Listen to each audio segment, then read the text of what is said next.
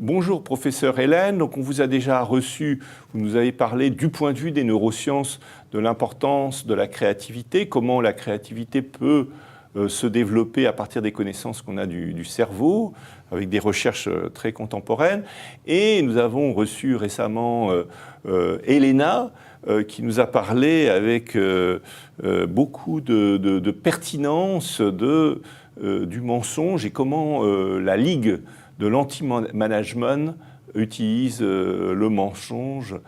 Et les présidentes de cette ligue, elles montraient tous les avantages du mensonge et comment le mensonge se répandait aujourd'hui dans le monde.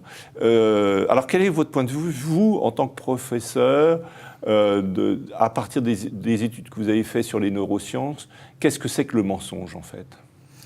Alors, le mensonge, c'est une décision du cerveau qui va être une décision consciente de ne pas réagir de la manière dont on aurait réagi instinctivement. Souvent, qui se passe sous pression. Alors, ce qui est intéressant, d'abord, c'est de connaître un peu quelques chiffres sur le mensonge. Alors, selon les études, ça diffère un peu, mais on mentirait en moyenne 2 à 3 fois par jour et le double pour les hommes. Ah, les hommes mentent beaucoup plus que les femmes. 2 fois plus. Ça, c'est un a priori... intéressant, enfin on a plutôt l'a priori inverse, parce que la culture masculine considère que les femmes ont plus tendance à mentir que les hommes, donc c'est très intéressant. Alors, et ce qui va être intéressant justement, c'est de dire, à votre avis, quel est le mensonge le plus fréquent ? J'en ai pas la moindre idée. Et vous allez comprendre du coup le lien avec les hommes, et bien, le mensonge le plus fréquent, c'est « aucun problème, tout va bien ». Ah d'accord, c'est-à-dire que les hommes font semblant que tout va bien, alors que les femmes sont plus honnêtes avec leur état intérieur. Exactement, ou même avec la situation réelle. Avec la situation réelle. Ah, ça c'est très intéressant, même dans le cadre de l'entreprise, c'est très intéressant. Parce que un groupe d'hommes sans femmes peut très bien se raconter des histoires que tout va bien, alors qu'une femme va... peut-être éclater en sanglots. Ou tirer la sonnette d'alarme en disant il y a vraiment un problème. Et effectivement, et on vit dans une société où on se voile la face sur énormément de problèmes, on arrange les chiffres, donc effectivement... Alors peut-être c'est ça qui fait que les lanceurs d'alerte femmes sont beaucoup plus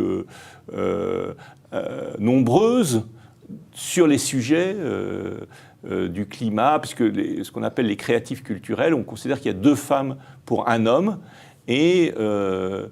c'est un contexte où, justement, on parle de ce qui ne va pas bien sur la planète. Alors, les hommes ont plus tendance à se voiler la face sur ces enjeux. Tout à fait.